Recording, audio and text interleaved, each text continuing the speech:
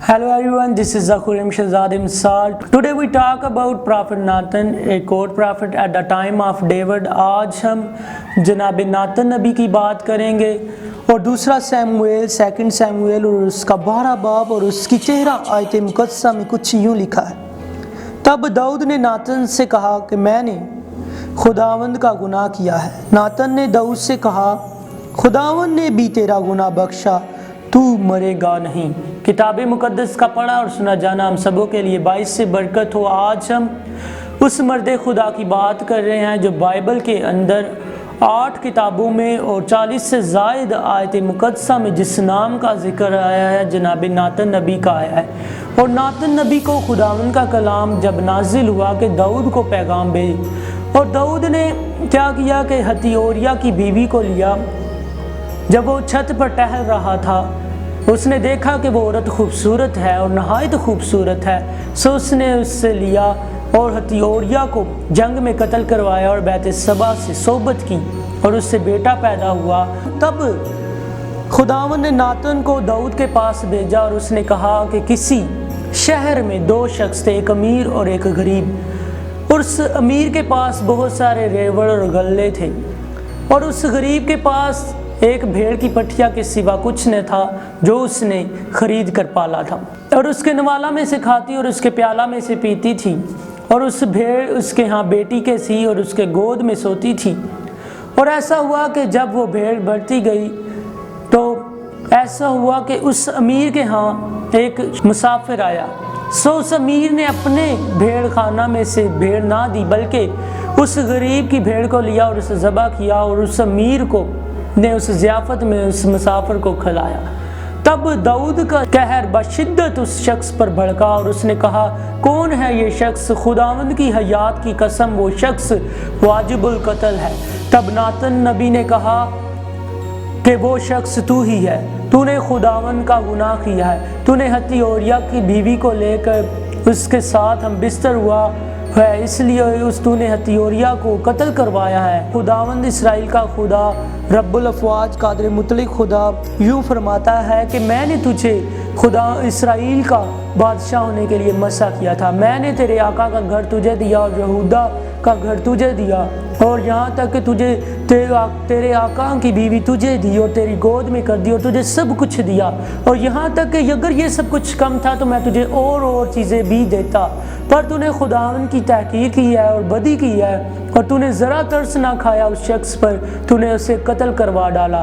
तब दाऊद ने कहा कि हाँ, मैंने गुनाह किया है और अपना गुनाह मान लिया।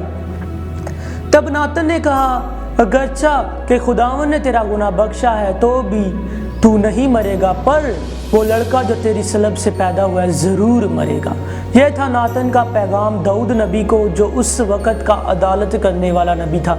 हालांकि दाऊद के पास बहुत से नबी थे, गैबीन थे। लिखा हुआ है कि खुदावंद का कलाम जाद पर नासिल हुआ जो उस वक़्त का दाऊद का गैबीन था। दाऊद का गैबीन बहुत सारे थे, जाद था और बहुत से और भी थे।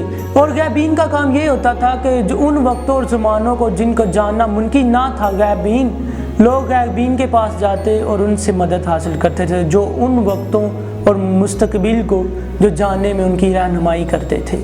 अगरचा कि ये टर्मिनोलॉजी गलत भी यूज़ होती है कि गैबीन, फालगीर, ये जो है वो जादूगरी के ज़रिए भी निकालते थे। लकड़ी को फेंक कर या तीर को फेंक कर लोग अपनी सिमत को दरियाफ्त करते थे। इसी तरह लोग आसमान में सियारों और सितारों से इसको जांचते थे, जादूगरी करते थे।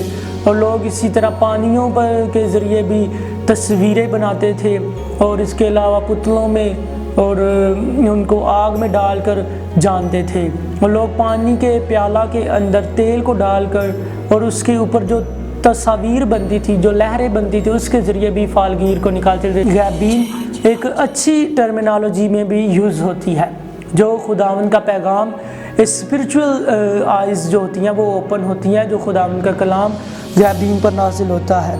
और जो नातन नबी हैं इनको ये शर्फ हासिल है कि बाइबल की जो 8 किताबें हैं उसमें उसकी 40 से ज़ायद आयात में जिस नाम का जिक्र आया है वो ناتن نبی ہے۔ ناتن نبی کا ذکر سیموئیل کی کتاب دوسرے سیموئیل میں اور سلاطین میں، تواریخ میں، دوسرے تواریخ میں، اور یہاں تک کہ نئے عہد نامہ میں بھی جناب ناتن نبی کا ذکر آیا ہے۔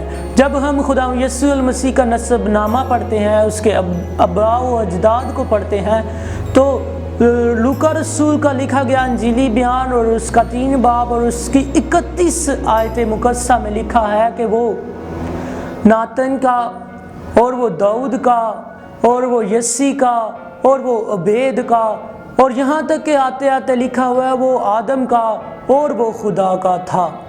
جب ہم خدا یسوع المسیح کا نسب نامہ پڑھتے ہیں تو تب بھی ناتن نبی کا ہمیں ذکر ملتا ہے۔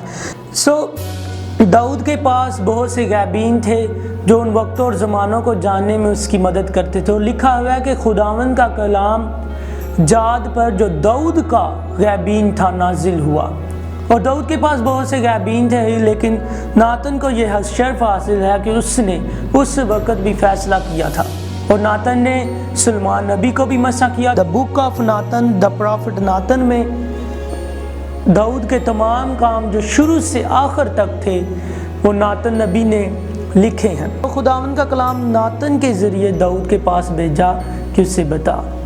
اس کلام کے وسیلہ سے خدا آپ کو برکت دے، بلیس کرے، آپ کے اندر عدل اور انصاف کو ڈالے اور خدا کا خوف ڈالے۔